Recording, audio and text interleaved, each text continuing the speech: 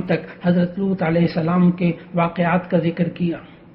کہ لوط علیہ السلام کی قوموں کی آنکھوں کے سامنے ایسا اندھیرا چھا گیا اور ان کے لیے ان کے دل ایسے تاریک ہو گئے کہ وہ دنیا کی بدترین بدکاری کو اچھا سمجھنے لگے، اور ان کی نظر میں وہ شخص مجرم ٹھہرتا تھا جو اس برائی سے انہیں منع کرتا تھا، اور بالکل یوں کہتے تھے کہ تم تو دقیانوسی قسم کی سوچ کے ہو، تم جدید سوچوں پر چل نہیں سکتے۔ نیکی کی راہ پر چلنے والوں کو دقیانوس اور نامعلوم کیا کچھ کہا انہوں نے۔